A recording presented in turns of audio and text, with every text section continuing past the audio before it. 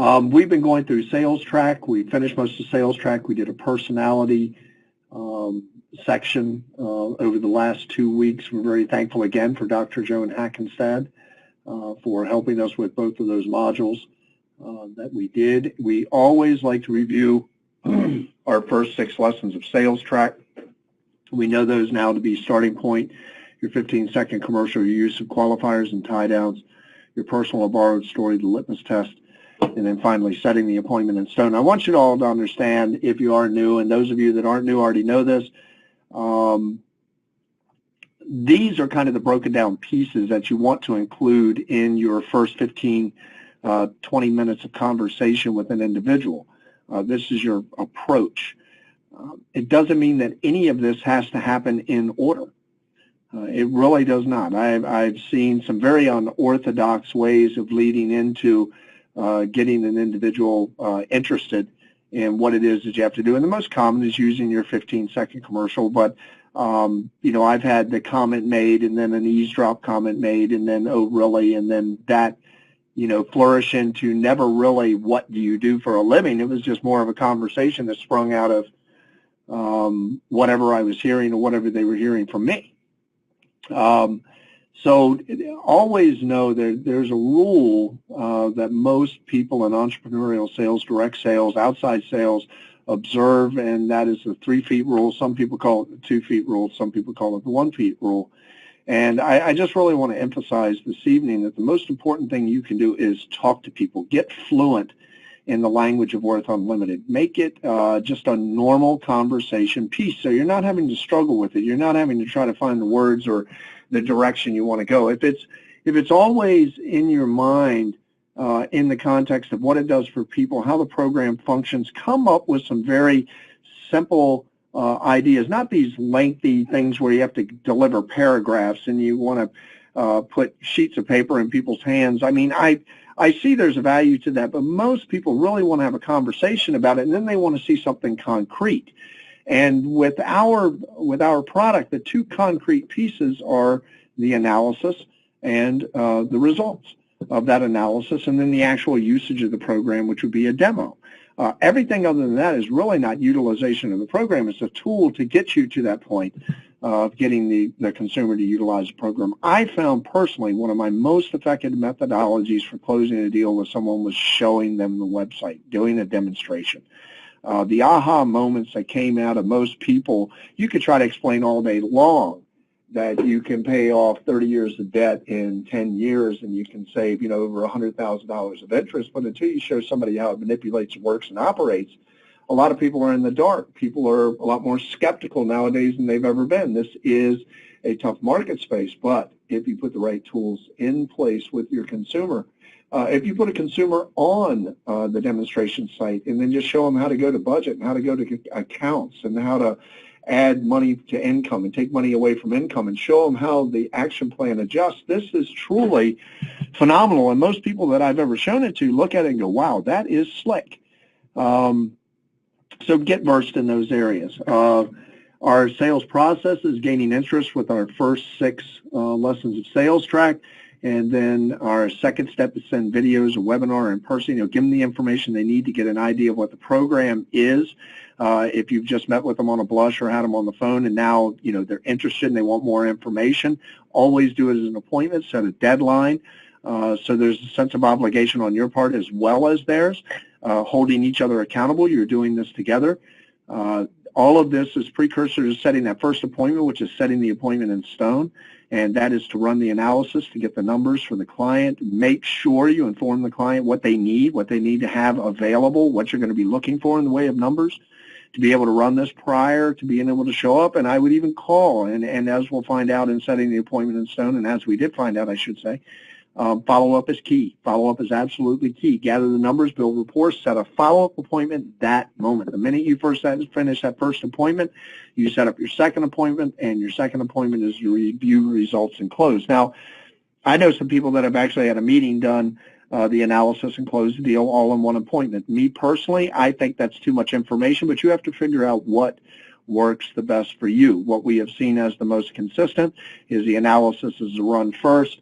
We'll get back to you with the information that you need. and set that appointment, and then that gives you time to review. If anything doesn't look, real cool or whatever, you can recontact the client or whatever that looks like, but set that second appointment at the close of the first appointment, and that second appointment is to review and to close the deal for the client.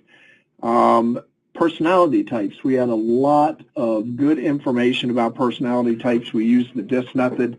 We talked about the dominant, the influencer, the conscientious, the steadiness, or the steadfast. You may know them by some different names, the A personality for the dominant. Everybody has maybe a different swing on the words we should use, but at the end of the day, we're utilizing what is called a DISC methodology. You can see that it deals with task and people, assertiveness and reserved. You have people above the line, below the line in different quadrants. What we really wanted to get across is this is a great way for you to get to know yourself, your triggers, your motivators, as well as to utilize this to try to identify people that you're talking to and who you blend with and what's the best way to approach them. But a lot of that, when we learn how to mold ourselves, is actually teaching ourselves how to adjust. We had a great training from Dr. Joan Hackenstad, and in that training we also found out that one of the things that we know is that no one person fits into just one quadrant. We're all kind of a mix mash with typically a dominant quadrant that's involved. This is something that you should study if you're in sales. This is something that's always been very interesting to me. I know some people, everybody's wired different. Some people may not find that intriguing or interesting, but I've always loved the idea that people have different personality traits and they take different motivators, conversational language approaches, completely different across the spectrum. That's the beauty, I think, of dealing with people, but that can also be the frustration. So we wanted you to have that personality training and something that's there and to go back to and to also maybe dig a little bit deeper and run your own personality trait and find out where you are. Maybe use a couple different types of personality tests. I just find this very interesting. I see great application when it comes to sales and the ability to sell. Being able to identify your client, being able to act on your client, and being able to move forward with your client is integral to success when it comes to outside sales. I know that I have Dr. Joan Hackenstad on the line, on the call here tonight, and I believe no, Darlene is out. I believed I would have Darlene here this evening, but I wanted to bring Joan in just real quick before we got into our subject matter, and just see if she had any words for us in regards to the review of personality traits, since she did such a fine job with us on last Monday. So let's see if we can get Dr. Joan. Dr. Joan, are you there? I am. Hi there. How are you? I am doing wonderfully. Other than How are your you doing? throat. I am doing well, good. thank you. And yeah, your throat, gosh, you can hear it. You're getting a little bit gruff on that, on your voice. Yeah. No, I can feel it. But we got to keep going. Yep.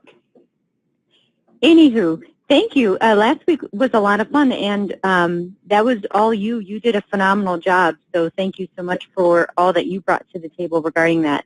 There's really not much for me to summarize other than really it is so important to know who you are also. It's not just about reading the person that's in front of you. It's also about knowing about yourself, about your tendencies, about your strengths, about your weaknesses. We all have them. We all have areas that we really excel in.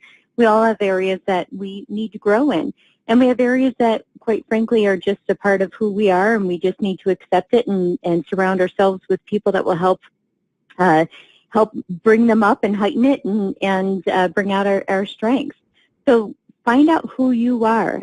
And then once you can find out who you are, once you find out better who you are, that's when you can really determine how you can best interact with other people as well. Because who you are greatly influences how you interact with other people.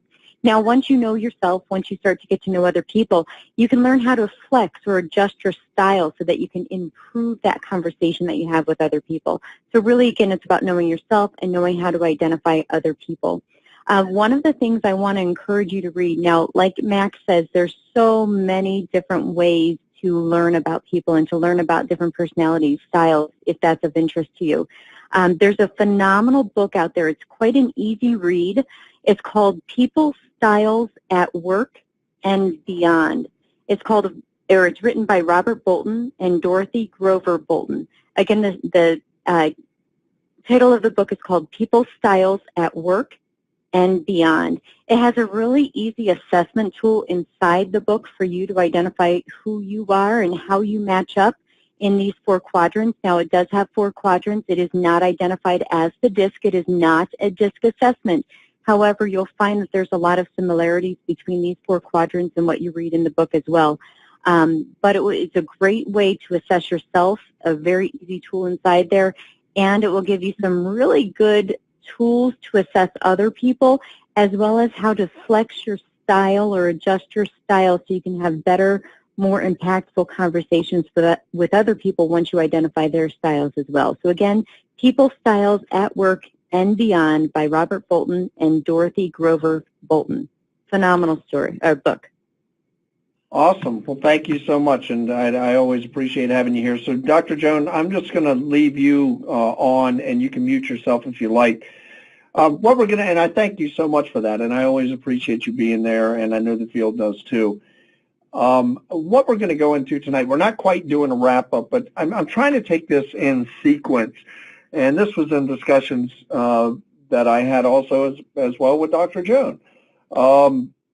We've gone through all of Sales Track, and we've made it through personality types, 5 steps to success, and typically what we want to do is we want to kind of go through and talk to you about where you are currently in your business. The tools are there to get the people, and then we're going to move into a little bit of a bringing it all together next week, and then start moving back into recruiting. This process is repetitive. This is something that you want to go through, and these are points that you should revisit in your progress in your business. Going back and looking at your basics, not necessarily having to watch a whole video on it, but refreshing yourself on the 6 basic steps of Sales Track. And do you understand what the litmus test is? And do you have some good qualifiers and tie downs that you've used with people? And do you have a good 15-second commercial? My 15-second commercial over the years has probably been revised hundreds of times and revised to different situations, different timelines, whatever's going in the market space or the area that I'm in. This would also hold true. I have probably 15, 20, 30, 40 personal or borrowed stories that I know through the years of stories that I've heard at meetings and what people have told me and what I've physically experienced and my usage of the product. Make no mistake, I may be the guy training you, but I use this product, and I've used this product ever since 2006. My program today is up to date. When I say I use it, I use it. This program has helped me immensely. I've gone through some very difficult things with family over the past 17 to 20 years, and without this program, I do not know where I would be. It doesn't negate the fact that you have to have a little bit of common sense. You can't, highly overextend yourself and expect just by magic that the money's going to go away. But understanding this process, this is where we are right now, and this is what we've been trying to bring you to, is understanding that, one, you have something of great value in your hands. 2, you don't have to bargain with people to try to sell this or recruit them. If you're in either one of those postures on a negative side, then you're approaching this completely wrong. You need to approach this from the standpoint of, hey, I have something here that is absolutely phenomenal, has had great results for many people. It may be for you and it may not be for you, but it deserves you taking a look at it. I would be doing you a disservice if I did not allow you to look at it and approaching it from that aspect, even in the language with the individual. Yeah, that sounds very forward, and that sounds, maybe conceited or vain or or whatever, but the reality is the people that see what this product is and see the benefit and put it into action. I have never had a dissatisfied client that physically uses the product and understood that this was a process. In other words, it wasn't just going to vanish overnight. It was going to take them staying on pace, keeping this as a focus for 5, 6, 7, 8, 9, 10 years to get themselves out of debt. There are certain people in this world that don't care about their debt. They'll leave it to their kids when they're done. They don't care what their assets are. And there's another whole group that is in a situation of, I want everything paid off. And I'm going to the two extremes. There's everybody in the middle. Don't determine who should hear this message and who should not. And by all means, understand what it is. And that was part of the reason for the personalities study, is understand what's holding you back. Understand who you are, okay?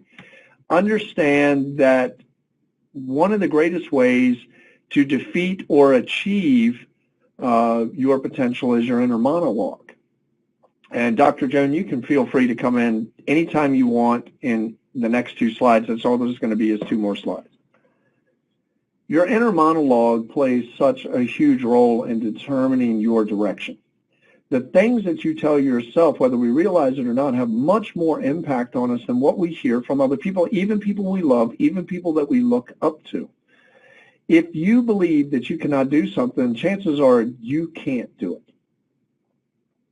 If you believe that you can do something, well, chances are it's possible, but then we have to look at your skill set, abilities, things of that nature. Is it achievable? Is it reasonable? In goal setting, many people set goals that are so unattainable for them, they never achieve them, therefore they never set goals again. You have to understand who you are. You have to understand that what you are telling yourself is truly going to have a dynamic impact on how things proceed for you over the next few years. If you're living in a fight or flight mode, if you're living in a mode of prosperity, if you believe that money will never come, you'll hoard money and you probably won't make money. But if you believe that money will always come, you're generous and you tend to make more money. What you tell yourself about your surroundings, about the people, about your abilities is highly important. And I suggest that if you're not already doing it, that in the world, especially that we live in today, with the information slaughter, the information onslaught, that we see every day with people, and I'm sure this happens to you all as well. I'm sure you're even, many of you are part of it, just the constant looking at the phone and going through Facebook and going through, what's happening in the news. The information hits us so fast. If you all recall, I'm 57. When I was a kid, we had to wait for the 5 o'clock news. Now it's just information all day long. It's like information overload, and it's easy to get distracted. It's easy to forget to what I like to call guard your heart. Guard it from certain information. There's just certain things we shouldn't see, we shouldn't hear. I know some people disagree with that all information should be public and to everybody. I have a disagreement with that. And to me, I think that all boils down to certain people are built to go to war, certain people are built to be surgeons, certain people are built to be accountants. Necessarily what an EMT can watch every single day, if the average person had to look at what an EMT saw every single day, they'd be mortified. And it would change that individual's inner monologue.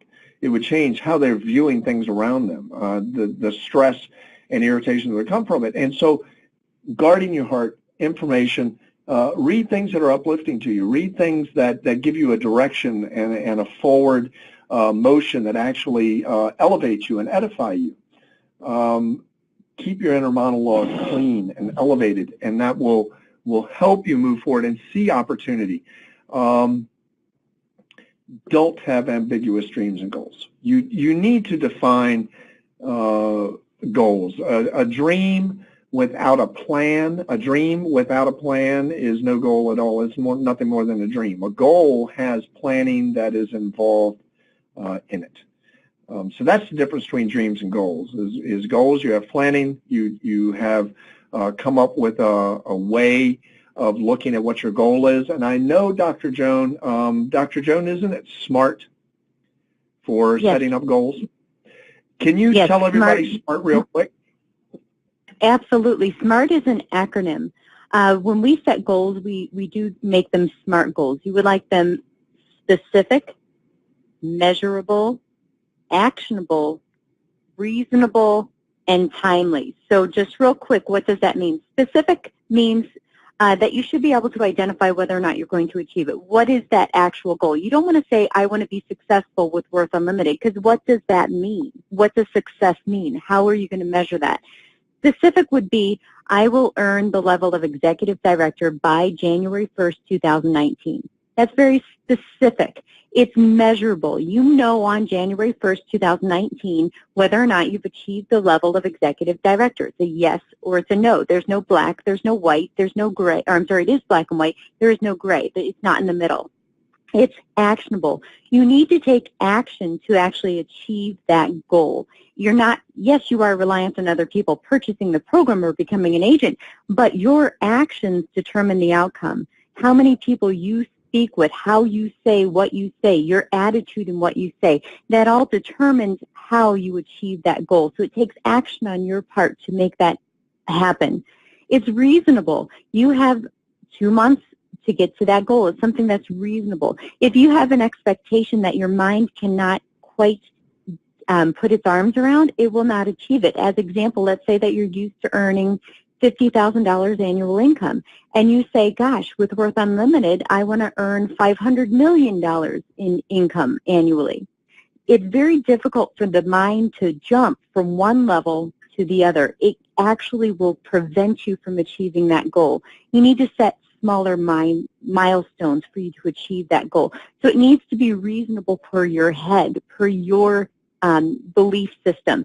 So is it believable for you to go from where you're at now to executive director by January 1st? In my opinion, yes. I achieved executive director in about 2.5 months. So it's certainly achievable. And it's timely. You have to have a deadline. When will you achieve this goal? Well, per the goal that I mentioned, I will earn the level of executive director by January 1st, 2019. It is timely. You have a deadline. We as humans tend to be procrastinators, and that's not true for everybody, but most people tend to be procrastinators. So unless we have a deadline, we actually will never take action to make that goal a reality. So it does need to be timely. So again, to have really effective goals, they need to be SMART. They need to be specific, measurable, actionable, reasonable, and timely. Now, what I tell my son is when you create a goal, just like what Mac was saying, is just a dream unless you take action. So as I tell my son quite regularly, and probably a little bit too often, I tell him you can achieve anything you put your mind to.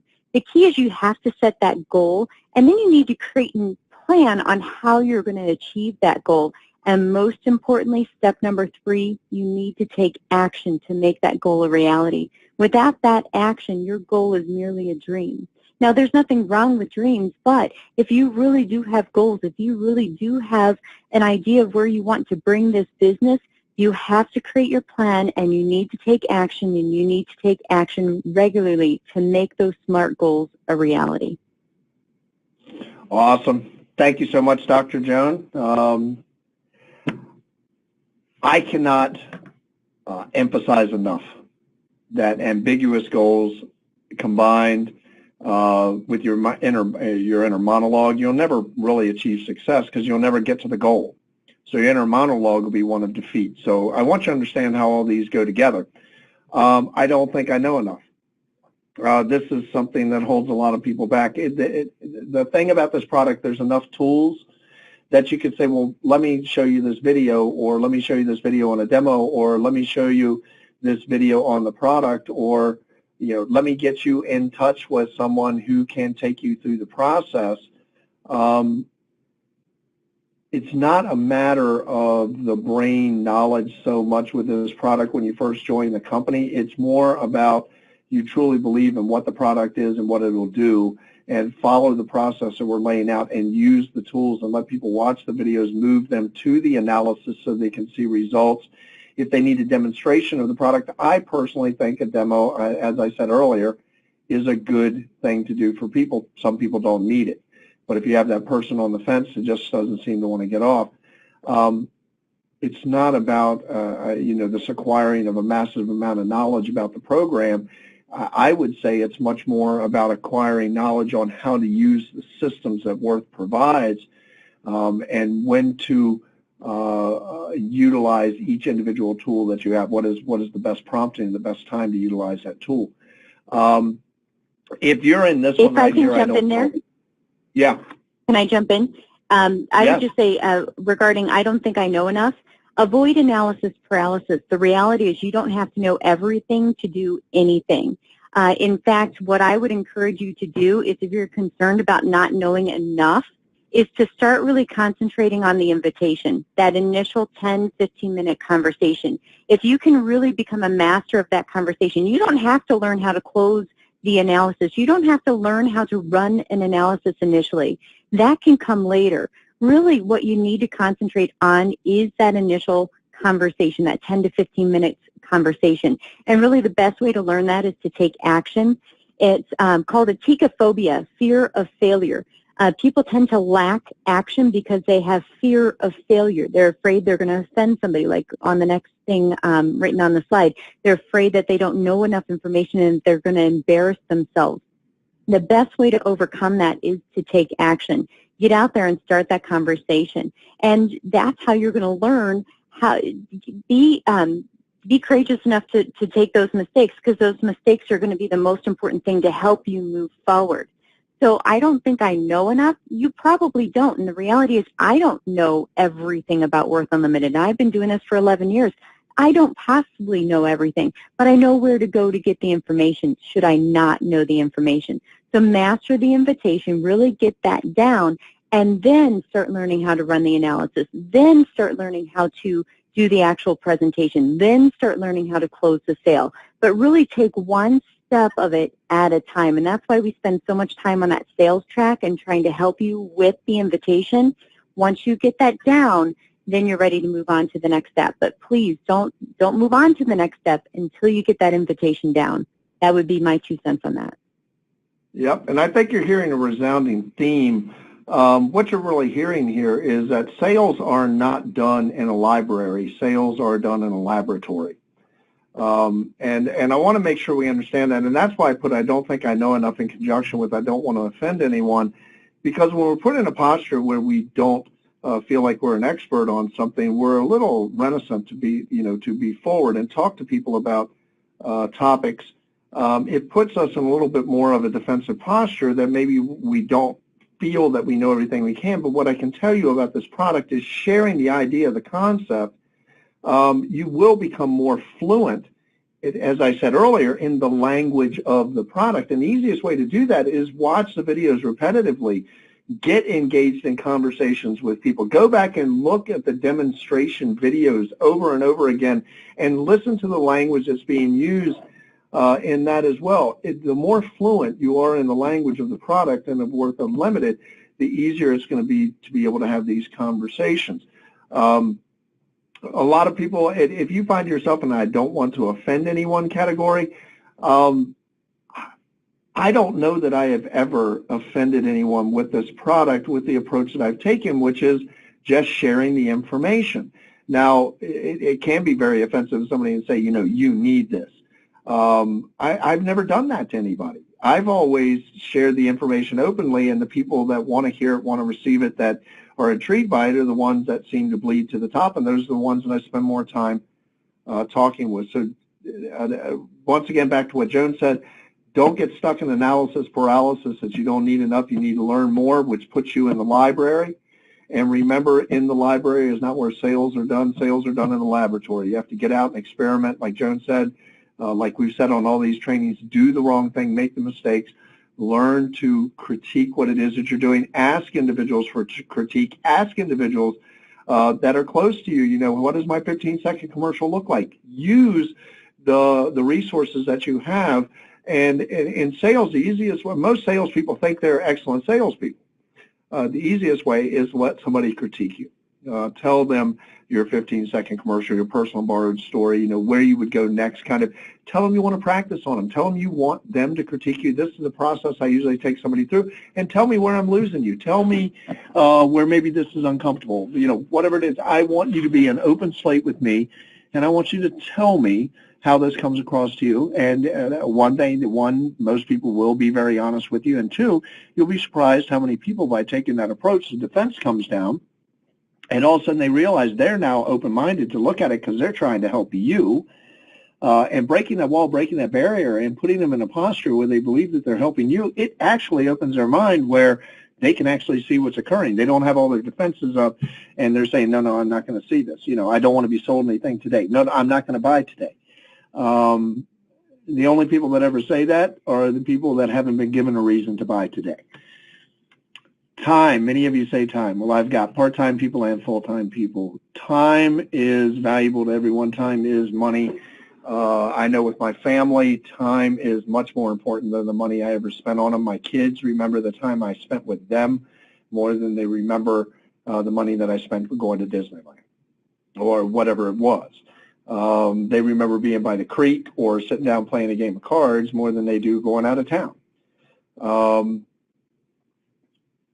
If you really want to do something with this business, you have to make the time. You have to figure out where it fits into your schedule. And as Joan said, constant activity, daily activity. We always talk about that. It's not so much the results-driven concept. It's more the concept of if you focus on daily activity, I have to be very careful, constructive daily activity that moves your business forward. Your business will move forward. If every day you devote a little bit of time, a little bit of energy to your business, things will begin to move forward.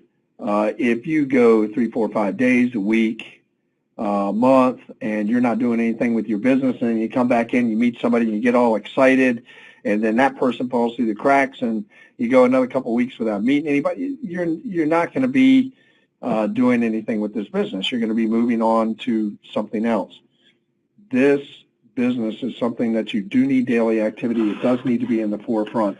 And getting out there and talking to people is the best way to do it. Here's the last one that I get, confidence to share with family and friends. Many people just do not do business with family and friends.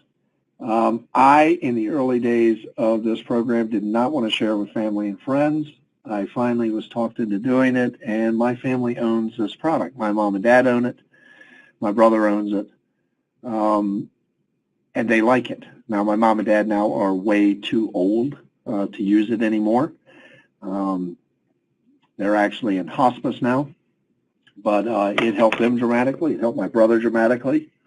I have friends that are on this product, but I was a little bit different when it came to friends and family. I actually was to the point of almost trying to talk them out of it because I didn't want it to come back and haunt me if they had a problem with it. So when I made the sales to my family, the sale to my dad, I didn't actually make, which is another story in itself. The sale to my father was made by another agent's friend who happened to be a colonel, just like my dad, living in the same area of California as my dad. And I had been trying for months to get my dad on the program. And this guy put him on the program in 15 minutes of conversation, and none of it was about the program. So I just want you to know that me, just like most other people, some sales can be an absolute struggle. But have the confidence to share it with your families, friends, brothers. Not like this is your big next business thing, and I really need you to see this and buy it, and all excited because they've probably already heard all that from you. Just, hey, I'm doing something that I think is really neat, and I really think you ought to look at this. I think you ought to see what this does, how this operates. It's slick, and it's about money, and it's really helping me see a broader picture. That's what we're talking about, an organic conversation. Just have a conversation with people about it.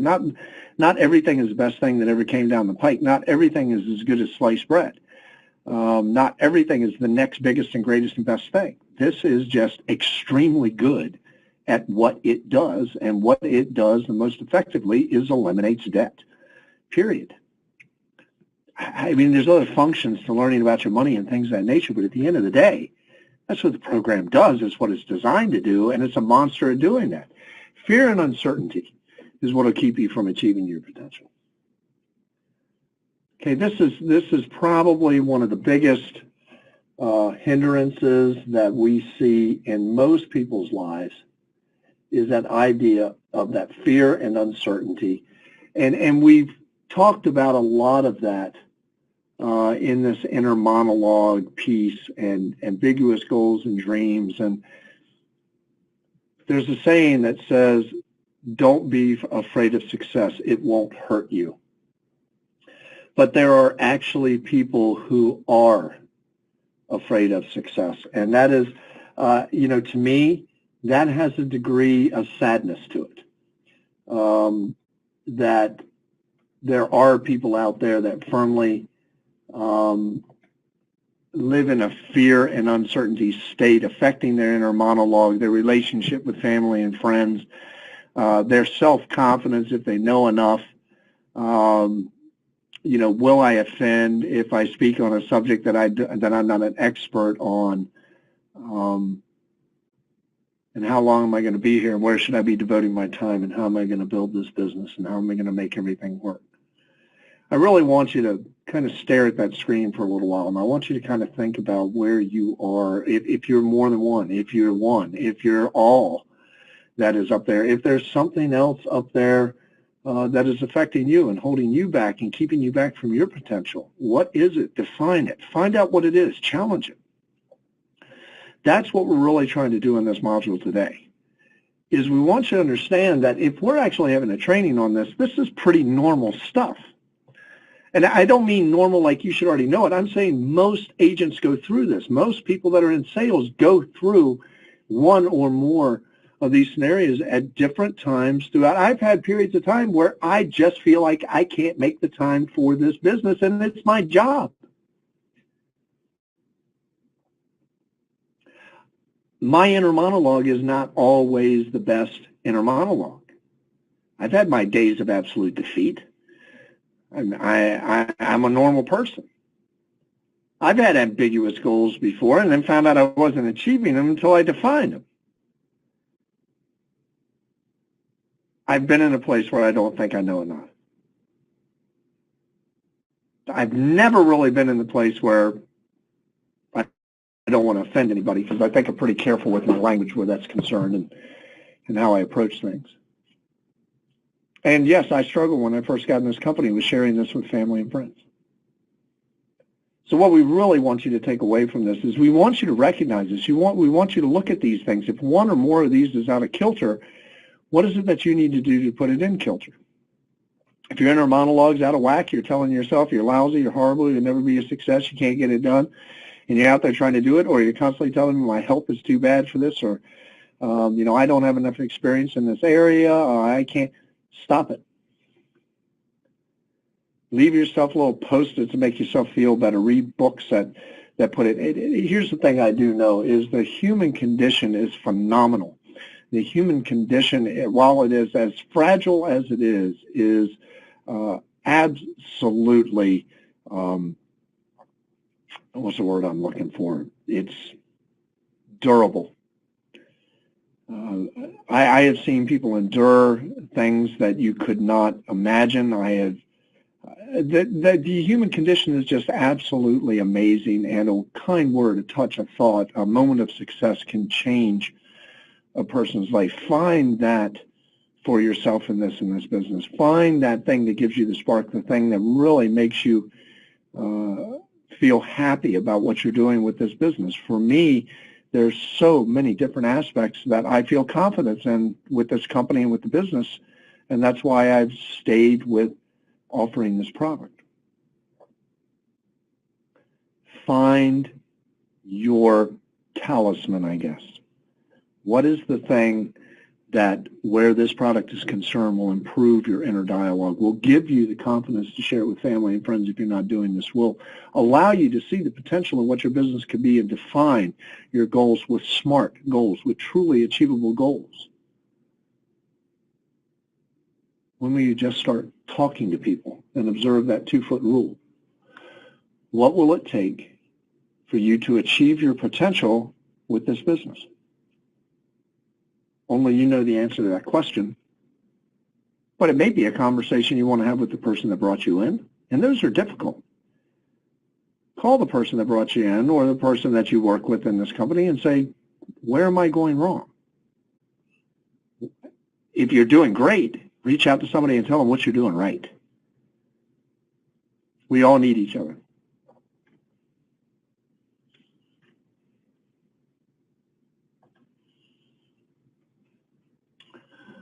All righty. I want to thank everybody for joining us this evening. I want to thank you for taking your time on a Monday night to set up your week right for this upcoming week. We're moving into the holiday season, and what a perfect time to pick up some extra bonus cash. Remember your 5 steps to success. There is a video in the back office that is recorded. I mean, not in the back office, but on YouTube. So you can go to YouTube and you can find that video. And I would suggest that you go watch that. We will review the 5 steps to success here again in the next week or so, I mean the next month or so. But do know there is a recorded version of that up, and I do believe there's a recorded version in the back office as well. With that having been said, I want to open up a little bit of time to Joan if she wants a couple minutes just to speak to the field. Are you there, Joan? I am. Gosh, I actually was thinking you should end it the way you just were talking. I thought that was fantastic, very inspirational. So that said, I always like to talk. One of the things I do, because we all have the stinking thinking. We all have it from time to time. It's basic human nature to have that stinking thinking from time to time. So one of the things that I like to do is I like to start my day with inspirational quotes. So when I first wake up in the morning, I'm one of those people that first reaches for my phone, checks the voicemail, or not checks the voicemail, but checks my email. And so I have it set up on my email that I get daily inspirational quotes. It's just truly, for me, one of the best ways to start my day. You were saying that this is a great meeting to really set your week up right. And for me, it's not just setting up your week right, it's also setting up your day right. So those inspirational quotes help me set my day up right. One of the interesting things that I always find when I read those inspirational notes is everybody of great success have had failures. Everybody with great success has had that stinking thinking from time to time. Thomas Edison says, "I failed my way to success." There's so many different people that have had just failures, that have had lack of success, but they don't look at it as failures. It's about reprogramming your mind. It's about reframing it in your head. It's about to say that there's really no failure, there's only feedback. And that failure really teaches us about success. So instead of using that word failure, look at it as a way to learn, a stepping stone, a way to really turn yourself in the right direction. You might have been going down the wrong path with saying the wrong thing, and now you're really repositioning yourself to start saying the right thing. There really is no such thing as failure. There's opportunities to learn. There's opportunities to get better. There's opportunities to make yourself better. So start with an inspirational quote each day. Start with getting your mind in the way that you should. If you've already had a bad day and you've been at that pesky JLB and now it's time to spend a little bit of time on Worth Unlimited, read some inspirational quotes or some motivational quotes before you start picking up the phone to get yourself into that proper mindset. People are going to be able to read that negativity through that phone, so get yourself into that proper mindset. So that you can really make sure that you are focused 100% on that person in front of you and that you have that proper mindset. One of the things I tell my son all the time is whatever you tell yourself is 100% true. Now, Henry Ford had a little bit different of a variation on that, but the reality is whatever you do tell yourself is 100% true. So if you're going to tell yourself the stinking thinking, if you're going to tell yourself that you're going to fail at what you're doing, you are absolutely, positively 100% correct. But if you're going to tell yourself, you know what, I may hear the word no, and the reality is they're not telling me no, they're telling no to the product, they're saying no to the opportunity, or really what they're really saying is no, that they don't know, K-N-O-W, enough information to move forward. Now you're really starting to change your mindset. You're really starting to believe reality, because the reality is that they're going to make the decision for them, and you are, no offense, but somewhat irrelevant. You're here to deliver the message and to help them make a decision about whether or not it's something they want to see more information about. So work on that stinking thinking. Worry about getting your inner thoughts clean and elevated, as Mac had said. I thought that was absolutely beautiful. And stop focusing on yourself. If you can focus 100% on the person in front of you, then your fears wipe away. Your fears will vanish. Remember, when a man, and I say this quote a lot, and it's just because it's something that I believe firmly, when a man forgets himself, he usually does something everybody else remembers. If you can focus on the person in front of you, your fears, your inner monologue, all of that goes away. And then it's all about that person in front of you. So when I'm having that thinking, what I try to do is I read a little bit of the inspirational quotes, but then I really concentrate on focusing on the person in front of me and remind myself it's not about me, it's not about my day, it's not about whether or not I'm in a good mood. It's all about the person in front of me and what I can do to help them at this time. So remember, when a man forgets himself, he usually does something everybody else remembers. So, Mac? That's awesome. I like a quote just as much as that one, which is, if you spend your life giving other people what they need, you will get back more than you could ever possibly hope for. Yep. I really enjoy this training. The mindset is so integral to what you all are doing in the field and what you're doing with individuals in your interactions. I second 100%. Find things that motivate you. Try to keep your thought process pure and focused on the individual. What we have called for years in this company, having the heart of a servant in everything that you're doing. So, Dr. Joan, I want to thank you so much for taking the time with us tonight. Everybody on the call, thank you for starting your Monday off with us. Wake up tomorrow morning, do something inspirational, do something that'll start your day off right. Let's get out there and do it big. Let's get out there and do it right. But at the very least, let's get out there and do something right now. This is Mac Saunders saying bye-bye for now.